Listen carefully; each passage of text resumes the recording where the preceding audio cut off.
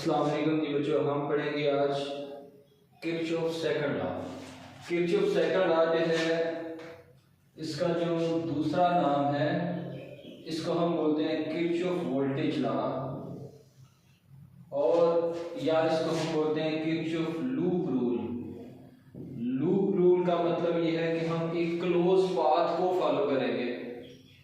तो इसकी अगर हम डेफिनेशन बनाएं तो डेफिनेशन है algebraic sum of all potential changes in a closed loop is equal to 0। हमें पोटेंशियल चेंजेस देखने हैं किसमें, एक क्लोज पाथ में, और उनको अगर ऐड करें तो आंसर क्या आना चाहिए, 0 आना चाहिए। तो सम सिग्मा अलजेब्रिक सम किसका, पोटेंशियल चेंजेस का, V फॉर पोटेंशियल किसके अंदर देखना है, क्लोज लूप में, इक्वल टू 0।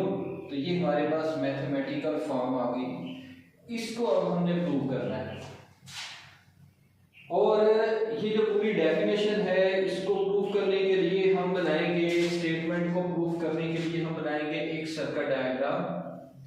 ये सर्किट डायग्राम क्या है, एक क्लोज पाथ है, और इस क्लोज पाथ में एक इलेक्ट्रिकल एलिमेंट E1 है जो कि बैटरी है, एक रेजिस्टर R1 है, एक बैटरी E2 है, उसके बाद चौथा इलेक्ट्रिकल एलिमेंट जो हमने कनेक्ट किया है वो है R4। इन सब को क्लोज किया तो ये एक क्लोज पाथ हो गए, ये आपस में कनेक्ट होने के बाद एक क्लोज पाथ है।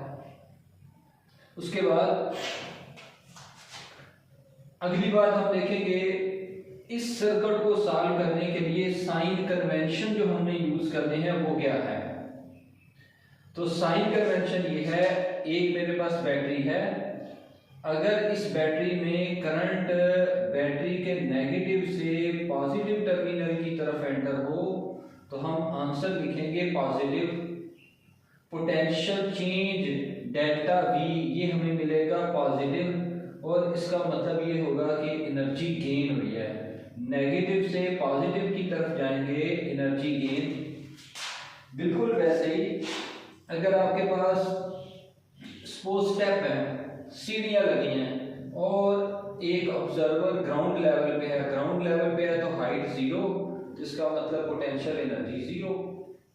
जैसे ये किसी हाइट पे जाएगा तो पोटेंशियल एनर्जी बन गई mg और h, अगर हाइट h है तो mgh। और अगर हम किसी नेक्स्ट पॉइंट पे चले जाएं, यानी ऑब्जर्वर जब पहले स्टेप पे आया तो इसने पोटेंशियल एनर्जी कितनी गेन कर ली, mgh। जब ये किसी नेक्स्ट पॉइंट पे जाएगा तो इसके पास पोटेंशियल एनर्जी mgh से ज्यादा हो जाएगी, क्योंकि अब ये वाली हाइट भी ऐड हो जाएगी, तो टोटल हाइट बढ़ गई तो पोटेंशियल एनर्जी बढ़ गई। मतलब लो से हाई जा रहे हैं तो हमारे पास पोटेंशियल एनर्जी क्या हो रही है, ये इंक्रीज हो रही है। और अगर हम ऊपर से नीचे आएंगे तो पोटेंशियल एनर्जी जो है वो लॉस होगी। सेम टू सेम यही बात हम यहाँ पे अप्लाई करेंगे कि अगर एक चार्ज नेगेटिव से पॉजिटिव की तरफ आ रहा है, लो से हाई आ रहा है, तो पोटेंशियल चेंजेस आ रही हैं पॉजिटिव, और हमारे पास एनर्जी जो है वो गेन होगी। और अगर एक चार्ज नेगेटिव से पॉजिटिव की तरफ, पॉजिटिव से नेगेटिव की तरफ गया, लेफ्ट टू राइट गया, बड़े पोटेंशियल से छोटे पोटेंशियल की तरफ गया, तो हमारे पास पोटेंशियल चेंजेस आएंगी नेगेटिव। जो एंडिंग साइन है वो आपने लिखना है। एंडिंग साइन देखो नेगेटिव है तो इधर नेगेटिव आ गया, और यहाँ पे एंडिंग साइन पॉजिटिव है तो पॉजिटिव आ गया। पॉजिटिव आएगा तो एनर्जी गेन, नेगेटिव आएगा तो एनर्जी लॉस। ये दो बातें किसके लिए आ गई, ये बैटरी के लिए आ गई। तो नेगेटिव और पॉजिटिव टर्मिनल किसके होते हैं, बैटरी के। अब अगली बात है कि रेजिस्टर के लिए जो हम रूल यूज करेंगे, हमने किरचॉफ लॉ पढ़ा था, जहां पे करंट एंटर होगा। किरचॉफ लॉ में हमने जो करंट के लिए साइन कन्वेंशन पढ़ी थी वो थी, जहां पे करंट एंटर होगा उसको लिखेंगे पॉजिटिव, और जहां से करंट बाहर निकलेगा उसको पढ़ेंगे नेगेटिव। पॉजिटिव से एंटर हो रहे हैं, नेगेटिव से बाहर निकल रहे हैं, तो इसमें भी पोटेंशियल चेंजेस आएंगी नेगेटिव, मतलब एनर्जी लॉस होगी, और यहाँ पे भी हम क्या लिखेंगे, एंडिंग साइन ऑफ करंट। अब जनाब इस सर्किट को हमने सॉल्व करना है, और ये जो स्टेटमेंट है, इस स्टेटमेंट को इस सर्किट से निकालेंगे। अब ये जो हमारा क्लोज पाथ है, इस क्लोज पाथ में हम एक चीज ये कंसीडर कर रहे हैं कि हम जो बैटरी E1 लेंगे इसकी वैल्यू बड़ी है बैटरी E2 से, और जो हम करंट का साइन लेंगे वो कन्वेंशनल करंट होगा। कन्वेंशनल करंट कौन सा होता है, जो पॉजिटिव से नेगेटिव आता है। अब अगर आपके पास ये बैटरी है, बैटरी के दो टर्मिनल, एक नेगेटिव एक पॉजिटिव, E2 बैटरी, इसका एक टर्मिनल पॉजिटिव दूसरा नेगेटिव, छोटी लाइन नेगेटिव बड़ी लाइन पॉजिटिव। अगर आपका E1 बड़ा है E2 से तो हम चलेंगे पॉजिटिव से नेगेटिव एंटी क्लॉकवाइज, और अगर E2 बड़ा होता तो फिर इस तरह जाते पॉजिटिव से नेगेटिव। ये हमारे पास करंट की डायरेक्शन होती क्लॉकवाइज। E1 के लिए एंटी क्लॉकवाइज। हम किसको कंसीडर कर रहे हैं, E1 को बड़ा E2 को छोटा, तो इसलिए हम जो डायरेक्शन ऑफ करंट फॉलो करेंगे वो बैटरी E1 की फॉलो करेंगे, और ये क्या है, ये है हमारे पास पॉजिटिव टू नेगेटिव, और सपोज जो करंट पास हो रहा है वो है करंट I। और डेफिनेशन ऑफ करंट भी हमें पता है, और डेफिनेशन ऑफ करंट क्या है, I is equal to delta Q divided by delta T। I is equal to delta Q divided by delta T। अब मुझे पोटेंशियल चेंज कैलकुलेट करनी है, मुझे क्या फाइंड करना है, पोटेंशियल चेंजेस किस में, क्लोज पाथ में। तो कितने इलेक्ट्रिकल एलिमेंट हैं, E1 बैटरी है, R1 है, E2 है, R2 है, तो 4 इलेक्ट्रिक एलिमेंट हैं। इन चारों के क्रॉस बारी बारी हम potential change, potential difference find करेंगे, और उस पोटेंशियल डिफरेंस को ऐड करने के बाद हमारा आंसर क्या आना चाहिए, वो 0 निकलना चाहिए। अब ये साइन कन्वेंशन, और ये हमारे पास आ गया सर्किट, और अब हम जनाब यानी इसको करते हैं सॉल्व। तो Kirchhoff second law, Kirchhoff loop rule, इसको सॉल्व करने के लिए हम सबसे पहली बात डेफिनेशन लिखते हैं, पोटेंशियल की definition. As we know that potential difference किसके बराबर, work done per unit charge.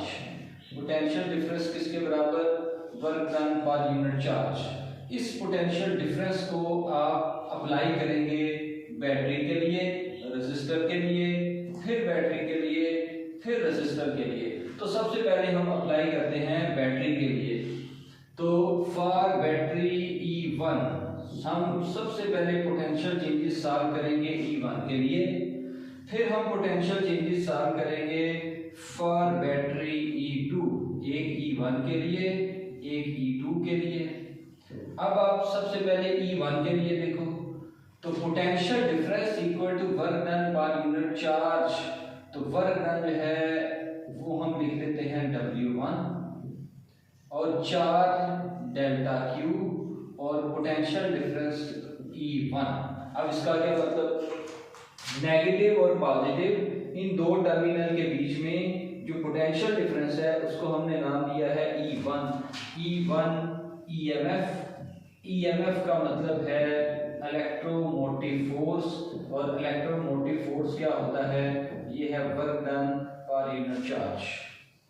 Battery continuously charges के ऊपर वर्क डन करेंगी ताकि चार्ज लो एंड से निकले, हाई एंड पे जाएं, नेगेटिव टू पॉजिटिव, और एक स्टेडी करंट, एक कांस्टेंट करंट सर्किट में फ्लो करवाएं। तो कंटिन्यूअस सप्लाई ऑफ एनर्जी हमें कौन देगा, बैटरी देगी। तो पहला इलेक्ट्रिकल एलिमेंट, इसमें पोटेंशियल डिफरेंस की जगह मैंने लिख दिया E1, वर्क की जगह लिख दिया W1। वर्क का मतलब पहला एलिमेंट। मैं यहाँ पे ये सपोज कर लेता हूँ कि क्लोज पाथ में मैं अपना सफर स्टार्ट कर रहा हूँ पॉइंट A से, A पॉइंट से निकले, नेगेटिव से आ रहे हैं, पॉजिटिव से बाहर। तो इस एंड पे मैंने क्या लिख दिया, E1 equal to W1 divided by delta Q बेटा डिवाइड लेफ्ट साइड पे जाके मल्टीप्लाई, तो W1 किसके बराबर आ गया, E1 इंटू डेल्टा क्यू। अब इस केस में मुझे ये देखना है कि क्या पोटेंशियल चेंजेस पॉजिटिव है या पोटेंशियल चेंजेस नेगेटिव हैं।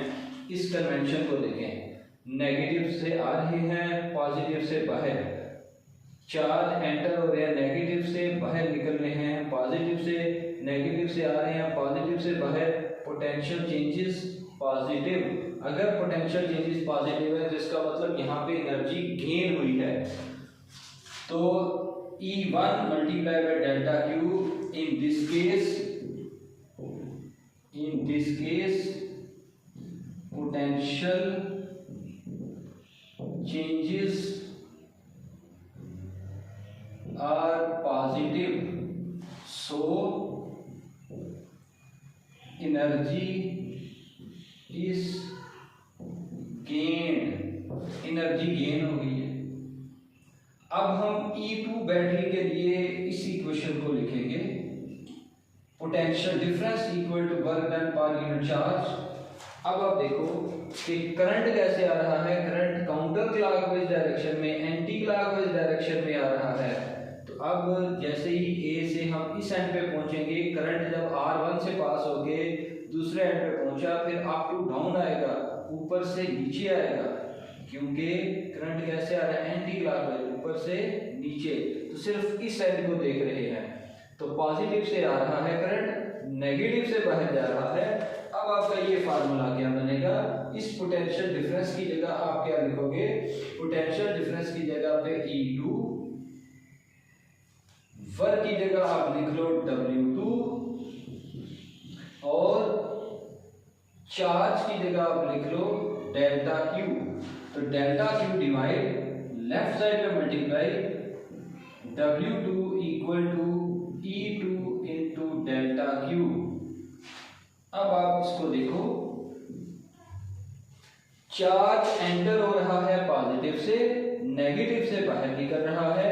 अब आप ये जरा साइन कन्वेंशन लिखें, पॉजिटिव से अगर एंटर हूं, नेगेटिव से बाहर निकले, तो पोटेंशियल चेंजेस क्या आएंगे, नेगेटिव। तो अगर पोटेंशियल चेंजेस नेगेटिव है, अगर पोटेंशियल चेंजेस नेगेटिव है तो वर्क क्या हो जाएगा, नेगेटिव, मतलब energy lost. In this case potential changes are negative, so energy is lost। तो इस केस में एनर्जी ने लॉस होना है। तो अब इसके साथ हम साइन लिख लेते हैं नेगेटिव, तो W2 equal to minus E2 into delta Q. इसको बेटा लिखो इक्वेशन नंबर 2 और इसको लिखो इक्वेशन नंबर 1। अच्छा जी, अब हम देखेंगे, अब बैटरीज वाली कन्वेंशन तो होगी खत्म, इसको मैं मिटा देता हूं। अब रह गई है सिर्फ रेजिस्टर वाली कन्वेंशन, तो इसको मैं जरा यहाँ पे टॉप पे जरा दोबारा से लिख लेता हूँ ताकि ये हमें याद रहे, इसको हमने अप्लाई करना है। तो रेजिस्टर का वो एंड जहाँ से करंट एंटर होगा उसको प्लस, जहाँ से करंट बाहर निकलेगा उसको माइनस। इस केस में पोटेंशियल चेंजेस क्या आएंगी, वो आएंगी नेगेटिव। तो अब हम लिखने जा रहे हैं रेजिस्टर्स को, फॉर R1। अब हम कैलकुलेशन किसके लिए करेंगे, रेजिस्टर R1। अब रेजिस्टर R1 को देखो, तो इसमें A से जब करंट ने अपना सफर स्टार्ट किया, बैटरी के नेगेटिव से गुजरा, फिर पॉजिटिव पे आया, potential changes positive, equation number 1 में हमने लिख लिया है। उसके बाद आगे आएगा रेजिस्टर। इस रेजिस्टर में से जो करंट पास हो रहा है वो है करंट I, लेफ्ट साइड से करंट आ रहा है, इस रेजिस्टर R1 में से पास हो रहा है। रेजिस्टर के हैं 2 टर्मिनल। अब कैसे 2 टर्मिनल बन जाएंगे, किरचॉफ करंट लॉ कि जहां से करंट आएगा वो एंड प्लस, जहां से बाहर निकलेगा वो एंड माइनस, पॉजिटिव से एंटर हो रहे हैं, नेगेटिव से बाहर निकल रहे हैं, तो पोटेंशियल चेंजेस इस केस में आ जाएगी नेगेटिव। तो इस केस में रेजिस्टर R1 करंट आ रहा है, वो हम ला लगा दो V equal to I R, I तो आई है लेकिन रेजिस्टर क्या है, वो है R1। तो अब आपका ये पोटेंशियल डिफरेंस का फार्मूला है ये अब चेंज हो जाएगा। Potential difference equal to current multiply by resistance. तो I मल्टीप्लाई बाय R1 इस पोटेंशियल डिफरेंस की जगह पे लिखेंगे किसके लिए, in case of resistor equal to work की जगह आप लिख लो W, इसको हम नाम दे देते हैं W3 क्योंकि मैंने यहाँ पे W2 लिखा है।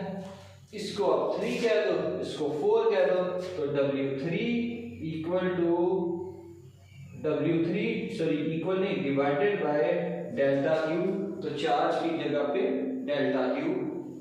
अब delta Q divide left side पे मल्टीप्लाई, तो W3 किसके बराबर, IR1 इंटू डेल्टा Q। अब जरा ये चेक करें कि पोटेंशियल चेंजेस पॉजिटिव है या नेगेटिव, कैसे फाइंड करेंगे। करंट बैटरी के करंट रेजिस्टर के पॉजिटिव टर्मिनल से एंटर हो रहा है, नेगेटिव टर्मिनल से बाहर निकल रहा है, तो पोटेंशियल चेंजेस क्या आएंगी, वो आएंगी नेगेटिव। अगर करंट पॉजिटिव से आए, नेगेटिव से बाहर निकले, पोटेंशियल चेंजेस क्या आएंगी, negative. In this case potential changes are negative, so energy is loss, तो एनर्जी लॉस होगी। पोटेंशियल चेंजेस अगर नेगेटिव है, तो एनर्जी लॉस हुई। तो यहां पे हम फिर साइन क्या लिखेंगे, W3 equal to minus IR1 into delta Q। Negative sign क्या बताएगा, एनर्जी लॉस बताएगा। इसको बोलो इक्वेशन नंबर 3। तो 3 इक्वेशन हमने बना दी, एक बैटरी 1 के लिए, बैटरी 2 के लिए, रेजिस्टर R1 के लिए। अब रेजिस्टर R2 की बारी है। अब इस रेजिस्टर R2 के लिए हमने पोटेंशियल चेंजेस लिखनी है। तो अब देखो करंट A से आया, नेगेटिव, बैटरी के नेगेटिव से गुजरा, फिर पॉजिटिव पे आया, पोटेंशियल चेंजेस पॉजिटिव, फिर रेजिस्टर के पॉजिटिव से एंटर हुआ, नेगेटिव से बाहर निकला, पोटेंशियल चेंजेस नेगेटिव, ये मैंने नेगेटिव लिख दी। फिर पॉजिटिव से आया, नेगेटिव से बाहर, बैटरी E2 के लिए पोटेंशियल चेंजेस नेगेटिव। उसके बाद अब बैटरी के नेगेटिव से जब गुजर के करंट लेफ्ट से राइट जाएगा, तो रेजिस्टर R2 हमें नजर आएगा। इस रेजिस्टर R2 के लेफ्ट एंड से करंट आ रहा है, left and positive, right and negative. क्योंकि लेफ्ट साइड से करंट एंटर हो रहा है, जहां से करंट ने एंटर होना है वो पॉजिटिव, जहां से बाहर निकलना है वो नेगेटिव। अब ये जो रेजिस्टर R2 है, इसके फिर 2 टर्मिनल बन जाएंगे, और इनमें जो करंट आ रहा है वो कौन सा करंट है, वो I करंट है। यही I करंट इस पूरे चक्कर में घूम रहा है। तो अब रेजिस्टर R2 के लिए मुझे पोटेंशियल चेंजेस लिखनी है। तो अब रेजिस्टर R2 के लिए अगर हम पोटेंशियल चेंजेस लिखें, रेजिस्टर R2 के लिए अगर पोटेंशियल चेंजेस लिखें, तो वो देखो क्या होंगे। मैं इधर हेडिंग डाल देता हूं, फॉर R2, रेजिस्टर R2 को सॉल्व कर रहे हैं।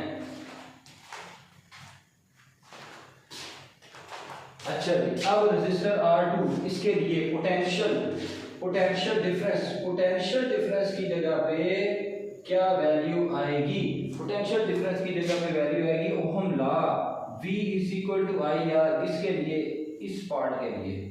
तो V is equal to IR2,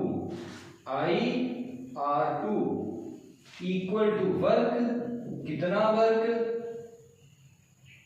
W4, 4 का मतलब चौथा एलिमेंट, डिवाइडेड बाय चार्ज कितने, delta Q, delta Q divide left side पे multiply, W4 equal to IR2 into delta Q.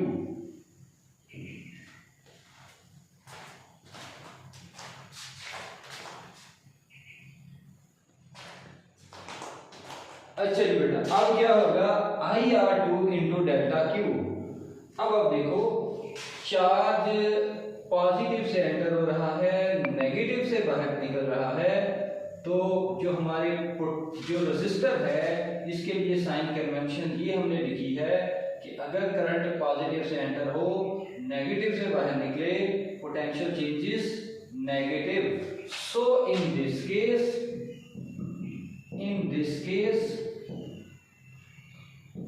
potential changes are negative, that is energy is loss। तो इस case में energy क्या होगी, लॉस होगी, और हम इसको क्या लिख सकते हैं, W4 equal to minus IR2 into delta Q. इसको बोलो इक्वेशन नंबर 4। तो इसके साथ नेगेटिव साइन लगा दें, नेगेटिव साइन क्या बताएगा, एनर्जी लॉस, और उसके बाद करंट नेगेटिव से निकल के फिर ए पॉइंट पे आएगा, फिर बैटरी पे आएगा, फिर रेजिस्टर पे, फिर बैटरी पे, फिर रेजिस्टर पे, इस तरह से ये गोल गोल घूमता जाएगा, एक क्लोज लूप को जो है वो फॉलो करता जाएगा। तो इस इलेक्ट्रिकल एलिमेंट में 1 2 3 4 चार एलिमेंट थी, इन चारों की हमने इक्वेशन लिखनी। अब हम जो डेफिनेशन हमने बनाई थी उस डेफिनेशन की तरफ आते हैं और उसको प्रूफ करते हैं। तो हर एक एलिमेंट के क्रॉस मैंने पोटेंशियल चेंजेस जो हैं वो लिखनी है। अब इन पोटेंशियल चेंजेस को मैंने यूज करना है। As we know that, first year में पढ़ा था,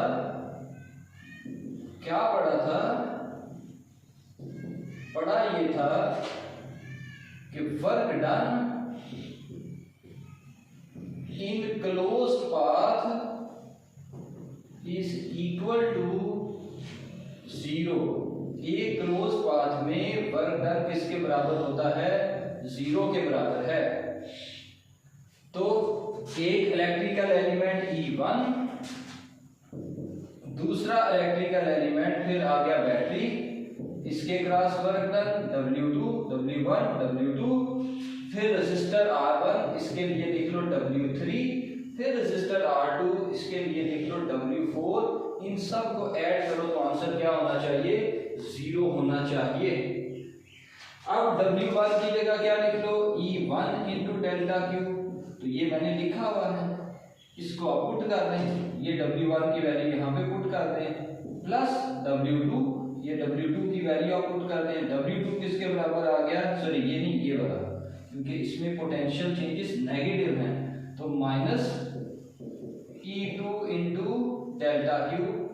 तो ये भी हमने पुट कर दिया। उसके बाद W3 की वैल्यू इस रेजिस्टर R1 के लिए, और वो क्या है, वो ये है minus IR1 into delta Q. तो ये हमने लिख दिया, इसको भी मैंने मिटा दिया। उसके बाद R4 W4 और W4 की ये वैल्यू है, ये आप पुट कर दें। तो W4 की वैल्यू क्या है, minus IR2 into delta Q equal to 0। तो ये बेटा वैल्यू हमने पुट कर दी। तो एक क्लोज पाथ में जितने भी पोटेंशियल लिखे थे मैंने, वो अब मैंने work, total work done in close path वाली इक्वेशन में लिख दिया। अब यहाँ से डेल्टा क्यू आप क्या करो, कॉमन हो, डेल्टा क्यू कॉमन, तो क्या बचा, E1 minus E2 minus IR1 minus IR2 equal to 0। अब देखो डेल्टा क्यू क्या है, ये तो चार्ज है, और चार्ज कभी भी 0 नहीं होता, क्योंकि चार्ज क्या है, I equal to delta Q divided by delta T. अगर चार्ज 0 तो इसका मतलब करंट जीरो, करंट तो फ्लो ही नहीं कर रही फिर, तो इसका मतलब चार्ज कभी भी जीरो नहीं हो सकता। तो अगर चार्ज जीरो नहीं हो सकता तो ये टर्म जीरो के बराबर है, तो क्या लिखो E1 minus E2 minus IR1 minus IR2 equal to zero. और ये मेरे पास क्या है, पहला पोटेंशियल प्लस के साथ पोटेंशियल गेन, अगले सारे पोटेंशियल नेगेटिव मतलब लॉस। एनर्जी गेन है, इसके मुकाबले में क्या हो रहा है, एनर्जी लॉस। इस क्लोज सर्किट में जितनी एनर्जी गेन होगी उतनी एनर्जी लॉस होगी। अब इसकी लिख ले स्टेटमेंट, इसकी लिख ले अंग्रेजी। तो ये स्टेटमेंट हमें क्या बता रहा है, अब equation shows that the sum of all potentials या sum of all potential changes in a closed path is equal to zero। एक क्लोज पाथ में जितने भी पोटेंशियल चेंजेस थे वो क्या मिलेंगे, वो जीरो मिलेंगे। अब इसी इक्वेशन को यहाँ पे आपने एंड कर देना है। अब एक बात हम और इसको लेते हैं, यहाँ पे क्वेश्चन आप एंड कर देंगे। तो इसी को एक और तरह से अगर मैं आपको बताऊं तो ये आप देखो, इसमें आप क्या करो, E2 IR1 IR2 माइनस के साथ हैं, इनको इक्वेशन के राइट साइड पे लिख लो। तो E1 equal to E2 minus plus IR1 minus plus हो जाएगा और फिर प्लस IR2। तो ये आपके पास E1 पोटेंशियल जो गेन है मतलब एनर्जी गेन, लेफ्ट साइड पे क्या होगा, गेन, ये एनर्जी गेन हो रही है, और राइट साइड पे क्या है, ये लॉस है। तो जो एनर्जी गेन होगी वही एनर्जी लॉस होगी। ये हमारे पास क्या है, law of conservation of energy. तो ये जो हमारा एक क्लोज लूप है, इस क्लोज लूप में इसकी जो स्टेटमेंट है वो स्टेटमेंट है it is according to law of conservation of energy. तो किरचॉफ सेकंड लॉ, सॉरी हाँ, किरचॉफ सेकंड लॉ या किरचॉफ वोल्टेज लॉ, ये किसके मुकाबले, ये किसके साथ मुताबिकत रखता है, it is according to law of conservation of energy. तो ये बेटा law of conservation of energy को बता रहा है। तो ये था जी हमारा क्वेश्चन। तो जो हमने स्टेटमेंट से अपना सफर स्टार्ट किया था, तो मैथमेटिक्स जो है वो हमने इसकी बना दी। शुक्रिया।